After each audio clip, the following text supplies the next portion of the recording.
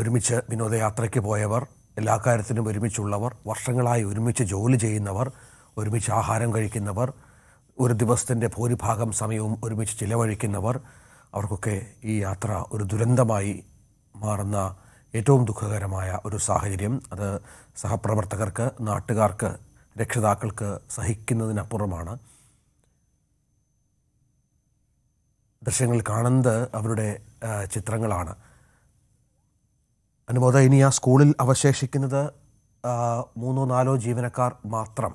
ആ സ്കൂളും പൂർണ്ണമായും അനാഥമാവുകയാണ്. അത് വല്ലാത്തൊരവസ്ഥയാണ് അവിടെ ഉണ്ടാക്കിയിരിക്കുന്നത്.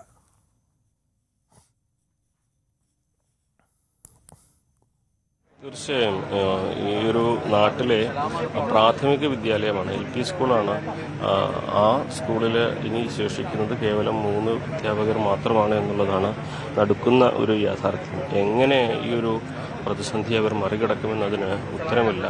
അധ്യാപകർ എന്ന് വെച്ചാൽ അത് ഒരാൾക്ക് പകരം ജീവനക്കാർ വരുമായിരിക്കും. പക്ഷേ കുട്ടികൾക്ക് ഉണ്ടാകുന്ന ഒരു വലിയ ശൂന്യത, ആത്മബന്ധമുള്ള പ്രിയപ്പെട്ട ഒരു അധ്യാപകരാണ് നഷ്ടമായിരിക്കുന്നത്. അവർക്ക് പകരം മറ്റാരെത്തിയാലും ഒരു പക്ഷേ ആ ഒരു ശൂന്യത അവർക്ക് മറികടക്കാൻ കഴിഞ്ഞെന്ന് വരില്ല. വലിയ ദുഃഖമാണ്. ഈ ശൂന്യത എങ്ങനെ മറികടക്കുമെന്ന കാര്യത്തിലാണ് വലിയ സങ്കടം. പക്ഷേ ഈ അപകടം നമുക്ക് ഒരിക്കലും പ്രതീക്ഷിക്കാൻ കഴിയുന്നില്ല. പക്ഷേ ഇനി ആ സ്കൂളിൻ്റെ ഒരു സാഹചര്യം മാറുകയാണല്ലോ. 3 അധ്യാപകർ മാത്രമാണ് ശേഷിക്കുക. എങ്ങനെയാണ് ഈ ഒരു പരിസ്ഥിതി, ഈ സാഹചര്യത്തെ കാണുന്നത്? തീർച്ചയായിട്ടും ഒരു ചെറിയൊരു ആശ്വാസമുള്ള അവധിക്കാലമാണെന്നുള്ളതാണ്. നമുക്ക് ഏപ്രിൽ, മെയ് കഴിഞ്ഞിട്ടാണ് കുട്ടികൾ സ്കൂളിലേക്ക് വരുന്നത്, ബാക്കിയുള്ള സഹപ്രവർത്തകരും വരുന്നത്. അപ്പോൾ അല്പം ഒരു മാനസികമായിട്ട് ആശ്വാസം കിട്ടാനുള്ള ഒരു സാഹചര്യം ഉണ്ട്. എങ്കിലും ഒരു വലിയ ആഘാതം തന്നെയായിരിക്കും. ഇപ്പോൾ സ്കൂൾ പൂട്ടുന്ന സമയത്ത് കൂടെ ഉണ്ടായിരുന്ന ടീച്ചേഴ്സ് വരുന്ന ഒരു കൂട്ടം നഷ്ടപ്പെട്ട് ആ കുട്ടികൾ തിരിച്ചു വരുമ്പോൾ അതിൻ്റെ ഒരു വല്ലാത്ത ഗ്യാപ്പ് കുട്ടികൾ തീർച്ചയായിട്ടും ഉണ്ടാവും. ഓരോ അധ്യാപകനും കുട്ടികളുടെ മനസ്സിലൊരു സ്ഥാനമാണല്ലോ, അത് മറ്റൊരാൾക്ക് ഒരിക്കലും കിട്ടില്ലല്ലോ. തീർച്ചയായിട്ടും വേറൊരാൾ വന്നാലും ആ ശൂന്യതാ വേദന അതുപോലെ തന്നെയായിരിക്കും. അതൊരു വിഷയമാണ്. അത് കുട്ടികളെ സംബന്ധിച്ച് മാത്രമല്ല, സഹപ്രവർത്തകർക്ക്, ബാക്കിയുള്ള സഹപ്രവർത്തകർക്ക്, രക്ഷിതാക്കൾക്ക്, ആ നാട്ടുകാർക്ക്. ഇപ്പോൾ ഈയിടെയായിട്ട് ആ സ്കൂള് ഒരു ജനകീയമായ ഇടപെടലിലൊക്കെ മുൻകാലങ്ങളിൽ നിന്ന് കൂടുതലായി മുന്നോട്ട് വന്നിട്ടുള്ളതാണ് കിട്ടുന്ന റിപ്പോർട്ട്. PTA പ്രസിഡന്റും ഒക്കെ പറഞ്ഞതനുസരിച്ചാണ് അത്തരത്തിലാണ്. മാത്രമല്ല, ഇവരുടെ യാത്ര പോലും ഒരു കൂട്ടായ്മയുടെ ഭാഗമായിട്ടാണ് അവർ അങ്ങനെ ഒരു സംരംഭത്തിൻ്റെ ഭാഗമായിട്ടാണ് യാത്ര പോയതെന്ന് പറയും. അപ്പം നാടിനെ സംബന്ധിച്ചിടത്തോളം കുറച്ചു കാലത്തേക്ക് അതൊരു വല്ലാത്ത ആഘാതമായിരിക്കും. പിന്നെ കാലം മായ്ക്കാത്ത മുറിവുകളിലാണെന്നാണ്. കാലക്രമേണ അങ്ങനെ ആശ്വസിക്കാം. ഇത്രയും അധ്യാപകർ ഒരുമിച്ച് ജീവൻ നഷ്ടമാകുന്ന മറ്റൊരു ദുരന്തം ഓർമ്മയിലുണ്ടായിട്ടില്ല, ഒരു അപകടം. തീർച്ചയായിട്ടും ഒരു ഞെട്ടലാണ് കേരളം ഒട്ടുക്ക്. നമ്മൾ പാങ്ങിലോ മലപ്പുറത്തോ മാത്രമല്ല, കേരളത്തിൻ്റെ ഒട്ടുക്ക് അതിൻ്റെ ഒരു ഞെട്ടൽ ഉണ്ട്. ചാനലുകളിലൂടെ ആണെങ്കിലും മറ്റു തരത്തിലാണെങ്കിലും നമുക്കൊക്കെ തന്നെ വിദ്യാഭ്യാസ വകുപ്പിലെ പ്രതിനിധികൾ എന്നുള്ള നിലയ്ക്ക് പല ഭാഗത്തുനിന്ന് പരിചയക്കാരുടെ വിളി വരികയാണ്. അറിയുന്ന ആരെങ്കിലും അതിനകത്തുണ്ടോ എന്ന് ചോദിച്ചുകൊണ്ട് അവസ്ഥയാണ്. പാങ്ങൊരു വലിയ വിങ്ങലായി മാറുന്ന സാഹചര്യമാണ് നമുക്ക്. ഈ ഒരു നാട് അതൊന്നാകെ ഈ ഒരു ദുഃഖത്തിൽ വിറങ്ങലിച്ച് നിൽക്കുന്നു എന്ന് പറയുമ്പോൾ എല്ലാ അർത്ഥത്തിലും അത് അങ്ങനെ തന്നെയാണ്. കാരണം ഇതുവരെ ഇത്തരമൊരു സാഹചര്യം അത് ഇവർക്ക് നേരിടേണ്ടി വന്നിട്ടില്ല. അത് വലിയ ഒരു ദുരന്തമായിട്ട് തന്നെയാണ് കാണുന്നത്. കാരണം ഇതിൻ്റെ ആഘാതത്തെ മറികടക്കുക വലിയ ബുദ്ധിമുട്ടായിരിക്കും. കുട്ടികൾക്കാണെങ്കിലും രക്ഷിതാക്കൾക്കാണെങ്കിലും അത് പ്രിയപ്പെട്ടവർക്കൊക്കെയാണെങ്കിലും അത് എത്ര ശ്രമകരമായിരിക്കുമെന്ന് നമുക്ക് വാക്കുകളാൽ പറയാൻ കഴിയുന്ന ഒന്നല്ല. ഇവിടെ ഇപ്പോൾ നമുക്ക് കാണാം, ഇന്നലെ രാത്രി മുതൽ ഇവിടെയുള്ളവരാണ് ഈ ഒരു ഒരുക്കങ്ങൾക്കൊക്കെ, അതായത് പ്രദർശനത്തിനുള്ള സൗകര്യങ്ങളൊക്കെ ഒരുക്കുന്നത്. ഇന്നലെ രാത്രി മുതൽ ഈ ഉറക്കം ഒഴിച്ചൊക്കെ ആണ് ഇതൊക്കെ ഇവർ ചെയ്യുന്നത്. അതുകൊണ്ട് തന്നെ ഈ നാടിനെ സംബന്ധിച്ച് ഇതൊരു വല്ലാത്ത ഒരു നിമിഷമാണ്. ഈ ഒരു ഘട്ടം അത് മറികടക്കുക എന്നുള്ളത്, അതിജീവിക്കുക എന്നുള്ളത് വളരെ ശ്രമകരമായ ഒരു കാര്യമായിട്ട് തന്നെ കാണണം. ഇത് ഇന്നലെ രാത്രി മുതൽ നിങ്ങളൊക്കെ ഇവിടെ ഉള്ളതല്ലേ? ഇത് കേട്ടപ്പോൾ വിഷമത്തിലാണ്. പിന്നെ നമ്മളെ അയൽവാസികളാണ് അറിയായിരുന്നു അല്ലേ? ഒക്കെ മാറിൻ്റെ ടീമാണ്. ഈ മുസ്തഫയൊക്കെ അറിയോ? എല്ലാവരും അറിഞ്ഞു. ഒക്കെ അയൽവാസികളാണ്, ഒക്കെ അറിയുന്ന ആൾക്കാരാണൊക്കെ.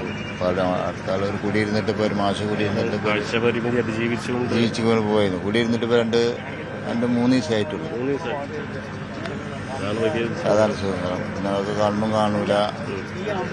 പക്ഷെ ഭാര്യയും കൂടെ ഭാര്യ ഉണ്ടായിരുന്നു. ഒരു ഷക്കീൽ ടീച്ചർ വേറെ സ്കൂളിൽ ആ സ്കൂളിൽ അധ്യാപകമാണ്. അവരുടെ ഫ്രണ്ട്സ് അല്ലേ, അപ്പോൾ അവരങ്ങനെ അവരുടെ കൂടെ പോയതാണ്.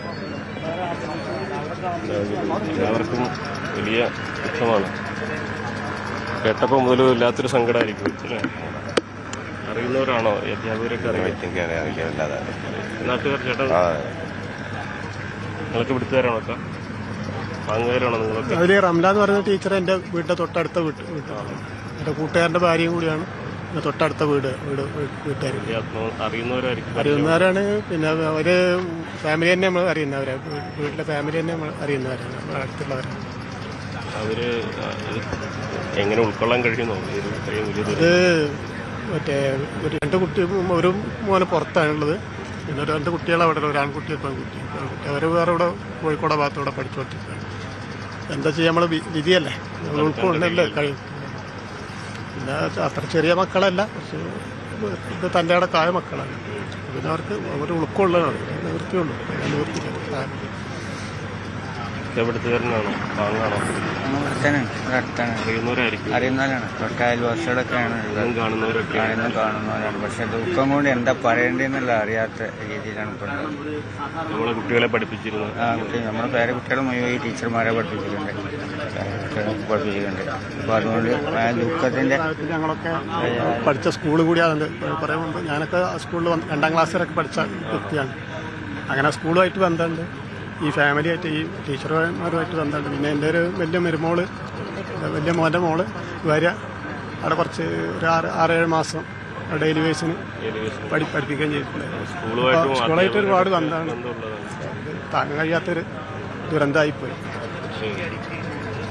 ജീവ ദുഃഖകരമാണ് ഈ സാഹചര്യം. എല്ലാവർക്കും ഓരോരോ ഓർമ്മകളും ഓരോരോ അനുഭവങ്ങളൊക്കെയാണ് പങ്കുവയ്ക്കാനുള്ളത്. പലർക്കും അവരുമായി സൗഹൃദമുള്ളവരുണ്ട്, പരിചയമുള്ളവരുണ്ട്.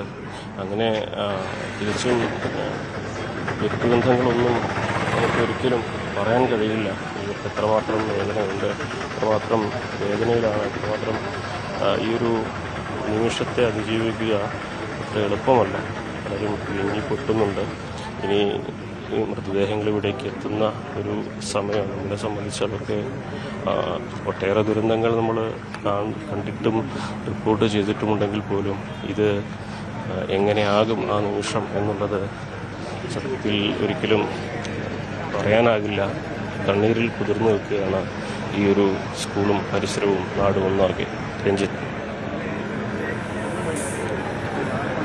എങ്ങനെ ഈ ദുരന്തം വിശ്വസിക്കാനാവും എന്നുള്ള ഒരു വല്ലാത്ത സങ്കടത്തിലാണ് ആ നാടും നാട്ടുകാരും. ഇന്നലെ വരെ ഇവർക്കൊപ്പം ഉണ്ടായിരുന്നവർ, ഒരു സ്കൂളിൻ്റെ മൊത്തം കാര്യങ്ങൾ നിയന്ത്രിച്ചിരുന്നവർ, തങ്ങളുടെ കുട്ടികളെ പഠിപ്പിച്ചിരുന്നവർ, ഏറെ സജീവമായി കാര്യങ്ങൾ മുന്നോട്ട് കൊണ്ടുപോയിരുന്നവരൊക്കെ ഒരുമിച്ച് ഇല്ലാതാവുക എന്ന് പറയുമ്പോൾ അപ്രതീക്ഷിതമായ, അല്ലെങ്കിൽ ഒരിക്കലും സംഭവിക്കാത്ത, പ്രതീക്ഷിക്കാത്ത തരത്തിലുള്ള ഒരു ദുരന്തത്തെ അഭിമുഖീകരിക്കുകയാണ് ആ നാട്. അത് അതിജീവിക്കാനുള്ള ശ്രമങ്ങൾ അവിടെ നടക്കുകയും ചെയ്യുന്നു. കൂടുതൽ വാർത്തകൾക്ക് News 18 Keralam YouTube channel subscribe ചെയ്യുക.